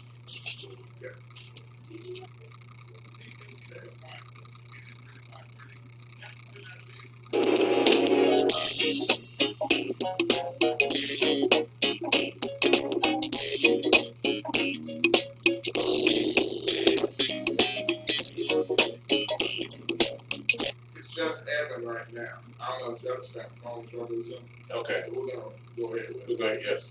And welcome back to the show, Talkbacklive with Bob and Josh. And it is now 7:32, 32 minutes past the hour of 7 o'clock Central Time. And a very pleasant good morning to you on a Tuesday morning. Yes, a lovely, wonderful, blessed Tuesday morning. And again, it started today off at 23 degrees. Clear skies, very cold on the outside. And as a matter of fact, speaking of cold, let's check in and see how cold it's going to get, or is it going to warm up? Let's go and check in now with the weather forecast and News Channel 3's meteorologist and weather expert, Austin Onick, and this is sponsored by Shop and Save. 1499 South 3rd, 901-946-4303. Some of the best soul food you'll ever taste. News Channel 3's meteorologist and weather expert, Austin Onick. Another chilly day across the area, but not as cold as it was yesterday, so that's something anyway. For today, high temperatures on your News Channel 3 forecast back in the mid to upper 30s. Some parts of North Mississippi and southeast Arkansas might make their way to around 40 degrees, but that's it. Sunny skies today, clear tonight, and cold once again. Lows back in the... Just introduce Evan to the room. Okay, the coach is not on? Yeah. Oh, okay. Well, he wants to do it. No, I mean, yeah. Okay, just let me know. Yeah. All right. These showers return to the area Thursday night, lows in the mid-40s under cloudy skies. More showers on Friday, cloudy with highs near normal around 60. Showers and a few thunderstorms Friday night, lows around 50. Showers and thunderstorms into Saturday, high temperature. Okay, just on that. Okay. Lows in the upper 40s, and a pleasant Sunday, not a washout for the weekend. High temperatures Sunday with mostly sunny skies back in the lower 60s. That's a look at your latest WREG TV Severe Weather Center meteorologist Austin Onick. More coming up with Bob and Josh on Talkback Live on AM 730 and 1600.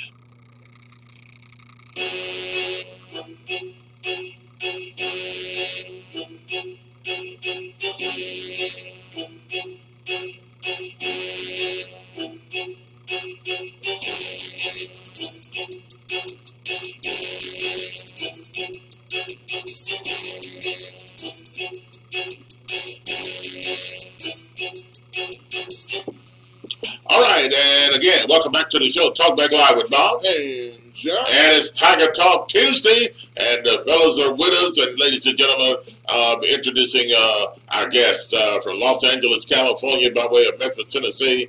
And I guess he wonders why I say it that way. But, I mean, he's from Memphis. So, ladies and gentlemen, contributor to Talkback Live, among other things, Justice Voter. Justice, welcome to the show.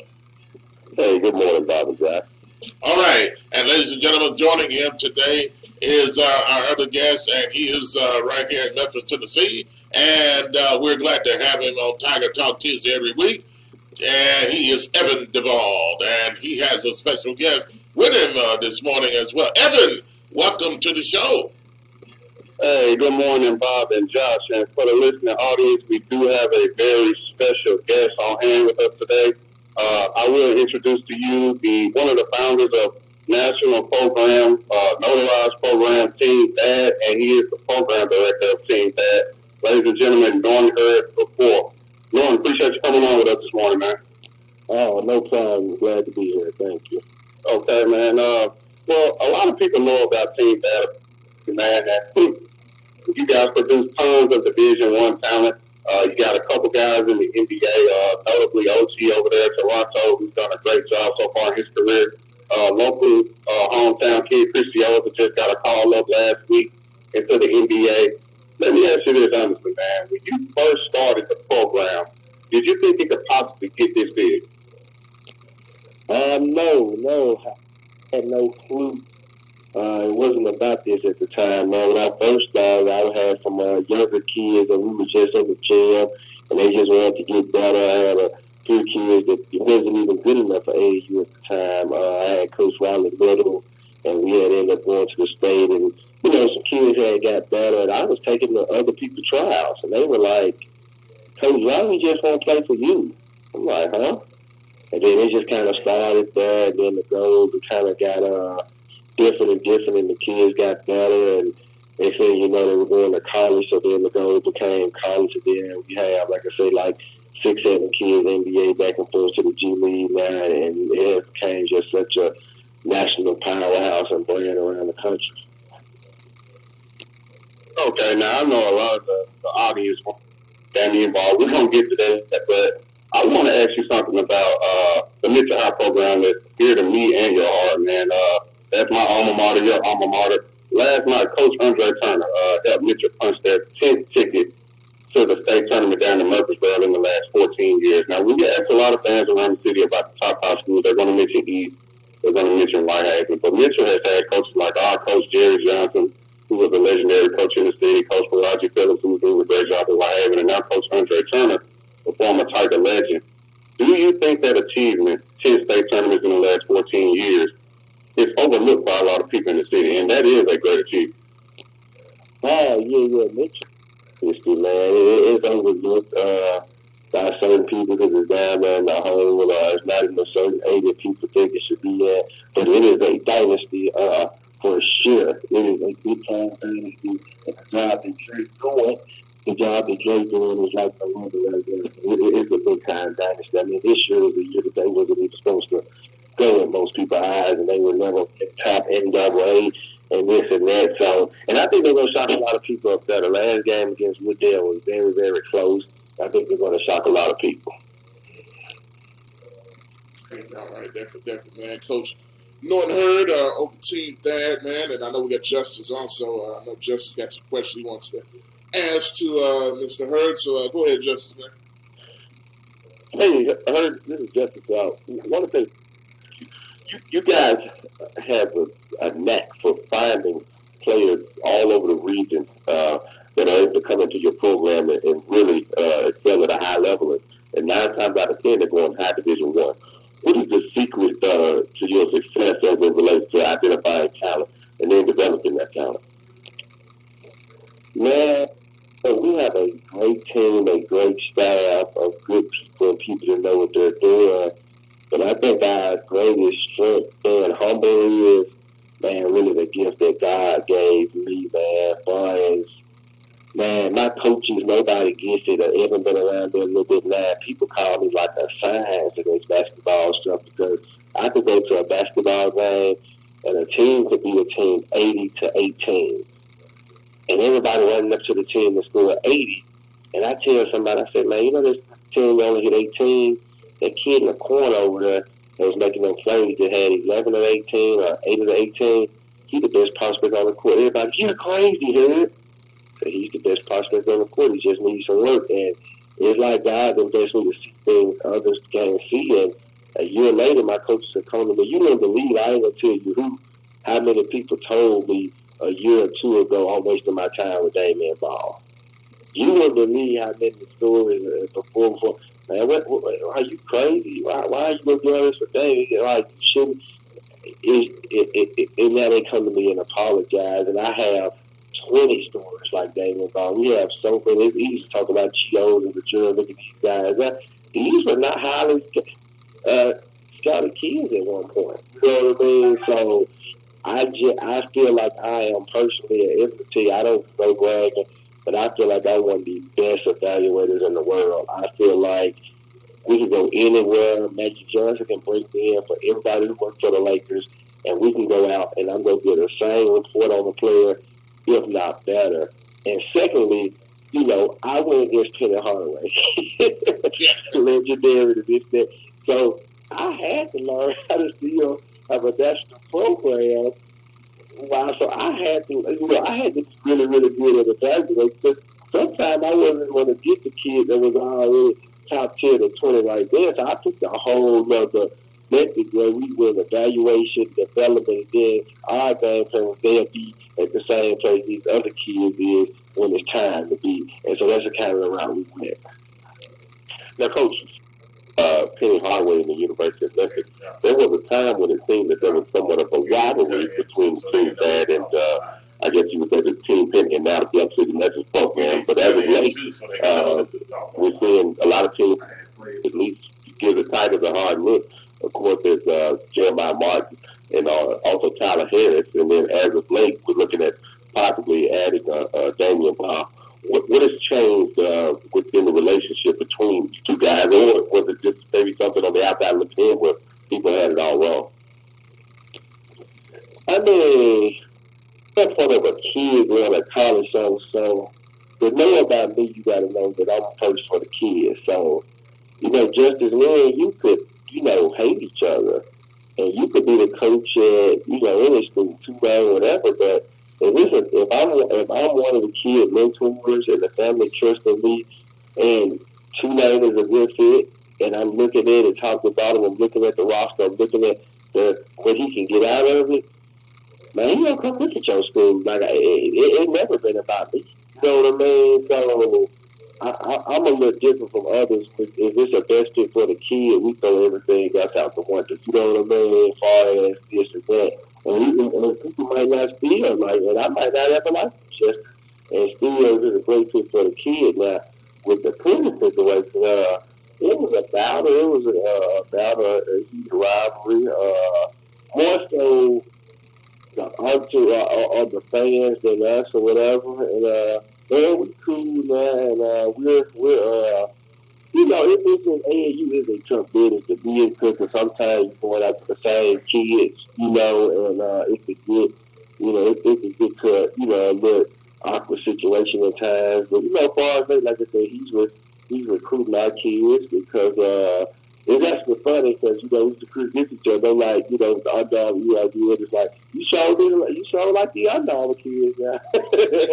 And we laugh, but no, me and him, we on solid terms, we on cool terms. Like I said, we went 7, 8, 9 years with a kind of competing and not really, not really like talking like we did back in the days when the band played the programs together and everybody, cool. And you were kind of, we hadn't been sitting down talking lately. So now as a college coach, you have a completely different role.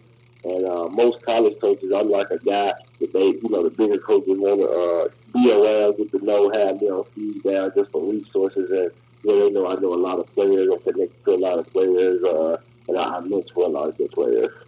Definitely. We're talking with Norton Hurd, co-founder of Team Thad. Man, definitely joining us here on Talkbacklive with Bob and Josh. It's our Tiger Talk Tuesday segment, which we do each and every Tuesday. So, man, we definitely appreciate you coming on. I want to ask you, man, how do you feel about looking at the Tiger program now with Penny Hardaway leading the way, as you were just talking about Penny and that whole thing. How do you feel about that and having that local connection with him and the city back again, and the relationship between Thad and Memphis, Team Thad and Memphis? How do you feel about that whole dynamic and how that's going? Yeah, that's all about the kids, man. I'm happy that my kids that are very successful. Jeremiah Martin, oh my God, the things he's doing. Yeah, the potential Tyler Harris got, the potential maybe getting Damian Ball. I want to take this back before I say this.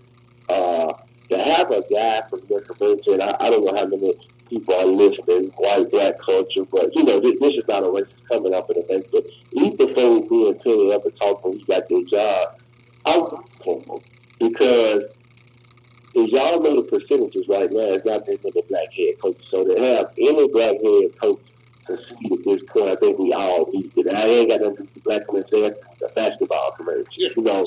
And then take that and you take a guy from your city in your city, you know what I mean? So I even before we start that talking, I wish them nothing but the best. You know, not talking to him, but just from afar. You know, so with that being said, the kids at Memphis, the competition, that we're proud of them. We're very proud of them. I think they're doing good. I think Memphis is only up and up because when you take a guy like Penny, and I mean, he's like the biggest star or player to ever come out this city. I mean, in my era, you know, I wasn't around when Elvis Presley was here. So Penny Hardaway was the guy that was the biggest guy, you know, ever. So to me, the city is starting next year, you know, look, this year, it's going to be back rocking like the Calipari days. I mean, if anybody understands how deep Penny is me, try working against him. I mean, I got it done, but it was difficult task. And I got to see where, you know, his bow and his popularity. But I think the Tigers are on the up and up. And with that being said, I think a lot of people in Memphis, I get a lot of people out there see it. You know, I like this city. I think if Memphis basketball is good, it makes the city more fun, it makes the city more exciting. I think it even brings the city more together because we love basketball, we love Tiger basketball. But in the shoes I am, I guess what people get it twisted is, I'm not going to convince kids to go to Memphis if it's not the best fit. I'm not going to tell kids, like I do have relationships with colleges all around the country. And at the end of the day, the kids make their own decisions, they family. I'm a guy that's there because I done been so much to get pros and cons, but you know, I'm not going to like force a kid to go nowhere. I'm not going to, if it's a bad decision or whatever, I'm not going to sacrifice the kid. So for me, you got two different personalities. Like you got Northern Hood, the fourth, the guy that's from Mitchell, from Oklahoma, that love Mitchell, that love type of basketball. And you got the guy that also holds a responsibility of kids' heart and lives and giving all information I can give pros and cons about every school to help them make a life decision. Definitely. Okay, Norm, man, this is Evan again. Hey, man, we know that we talk about the Tiger program, man. I'm pretty sure there's a lot of Tiger fans listening who would love to see one of your players, Damian Ball, in a Tiger uniform. I mean, where we at on the decision, man? Has the timetable been set? You know, a friend of the show, Glenn Cyprian down there at Texas Tech, has been putting a full court press on him. Do we know a set date? We heard next week sometime, possibly this week. Do we know a date where an announcement could be made? Yes, good job, man. It's tough. The kid back and forth right now, but I don't know a definite time, but the date would be he is going to do it by this weekend. So before the weekend is out, everybody will know what's up. Okay. I got one more question on my end, man. We all know about Lagerald Vick. He's another Team Bad alumni. Has had a really great career at Kansas. Just won 3 Big 12 championships, regular season. And I'm not going to get into the personal aspect. Me as a fan, and I'm pretty sure a lot of other fans around the city would just like to see him on the court for the senior night at Kansas. I really feel like he would deserve that, man. Did you have any update on if he's back in Lawrence right now or when he will be back in Lawrence, if he is going? Kind of change back and forth with that situation. Senior night is definitely a possibility that everyone is looking at and considering. Does it make sense at the time with some of the personal things that he got going on? But I'm with you. He'd only sing on the team, so it actually would be not a traditional senior night if he didn't go. You know what I mean? But there's some things that maybe a little bigger than basketball. Handling right now. Nothing severe, and it's just some things that he needs to handle on his own. So that's probably about as much as I got on that right now. All right. Okay, and you're listening to AM 730 and AM 1600 Talkback Live with Bob and Josh. And hey, it is now 7:50, 50 minutes past the hour, 7 o'clock Central Time. And a very pleasant good morning to you on a Tuesday morning. And we'll continue our conversation with Everyday Ball, Justice Bowden, and a special guest, Josh. Yes, sir. And Justice, man, I don't know if you got any last questions here. Just on the back end. Well, certainly I do have a final question for Coach Hurd. Many of the members now know the story of Gerald Vick, who was the standout at Douglas, but they may not know a lot about Damian Ball. Just quickly, tell us a little bit about him and his journey to Memphis, and what type of player potentially the Tigers or any other program could get, such as Texas Tech, if he indeed signs with them. Yeah, Damian Ball had like a chain faster than Gerald Vick.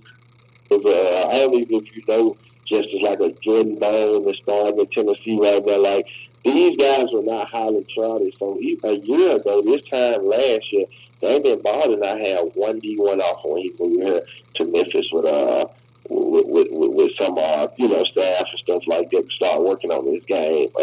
Then had 1D1 off. Talking about 1 year from now, within 2 months after a month after AAU started, he had everybody in the country. Then the fall came, and he lost a lot of schools because people committed before him. So it was just differently, but he got in the gym, he worked his butt off. He thought he had work ethics, and he did, but he hadn't seen Coach Hood and our staff work ethic. I mean, he was crying ready to go home at first, but it paid off. And he worked, and he went to he went to a prep school in Atlanta, then worked out. He came here, and things been good for him. Whoever get him, man, Damian Ball is really, everybody in Memphis is speculating, because if you ain't from Nashville, or you don't go to Under Armour circuit games, everybody speculating. Nobody really knows his game. I'm going to keep it real. Tennessee prep don't play in Memphis. They're prep schools, so they travel every weekend. So the only person that truly knows his game in this city outside of the circle is maybe a Leroy Watson, because he's the commentator for the grind session or whatever. And so he has seen. But really nobody knows. So I'm here to tell you, I didn't hear from say can't do it. Damian Ball can do everything, except he's just not a big-time three-point shooter.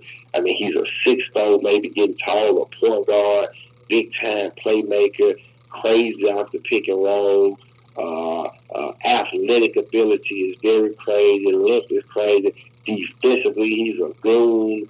I mean, if I had to make some comparisons, which I don't like this, he's like a taller, more athletic Rajon Rondo, Alfred Payton type.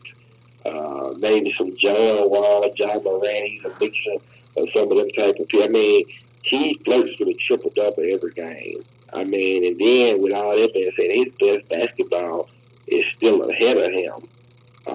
He has some good stuff, man. I think he's one of them next kids that people really didn't know about early on that really has a chance. Definitely, man. And before we let you go, Coach Hurd, man, we definitely appreciate you coming on. Team Thad, co-founder, general manager, man. This is Josh, by the way. And want to let the people know real quick any information you want to let the people know about Team Thad, tryouts, events, whatever y'all got going on. Yeah. Team Thad Twitter, Team Thad 21, and the Instagram Team Thad Nation, and I am Coach Hurd. We will have 16 and 17-year-old tryouts this weekend. I know I get a lot of calls. I prefer people to just look at the internet and show up. But you definitely on them Twitter and Instagram and all that. We will have some updates before the night is out actually about the times this weekend. I think we're changing the time. So outside of that, we're going to get rocking and rolling. I know there's been a lot of high interest about the high school trials this weekend. Definitely, man. And Coach Hurd, man, from us, Talkback Live with Bob and Josh, man, and the crew. We definitely appreciate you coming on the show, man. We got to do this again soon, brother. We appreciate it. Yes, indeed. All cool. Y'all take care, man. Thank you for having me on. All right, thanks for joining us today. And also thank Justice Bolden and Evan Duvall. Guys, we want to thank you for joining us today as well. A great show and comments as well. And just one quick comment, guys, y'all, real quick. We got to roll. But Evan, what you think about what Coach Hurd just said there? I think he made a lot of great points, especially with the recruiting battles with Penny. I think a lot of people thought it was just a I don't like you rivalry, but any time that you're battling for players, even on the college level, it's going to get a little greasy. And it's not easy recruiting against Penny, and I'm pretty sure Penny saw it's not easy recruiting against Norton Hurd. He hasn't gotten players the way he's gotten them without knowing what he's doing. And another thing that I think was interesting that we heard without Latrell Vick, we can only hope that he is in the Kansas uniform for senior night. Yeah. He had a really great career there. Was on some NBA draft boards as recently as a month ago. So we can only hope that he gets into a Kansas uniform, at least for senior night. I think he deserves that. Okay. And Justice. Well, first to Latrell Vick, I know he's an Ed Wright student veteran.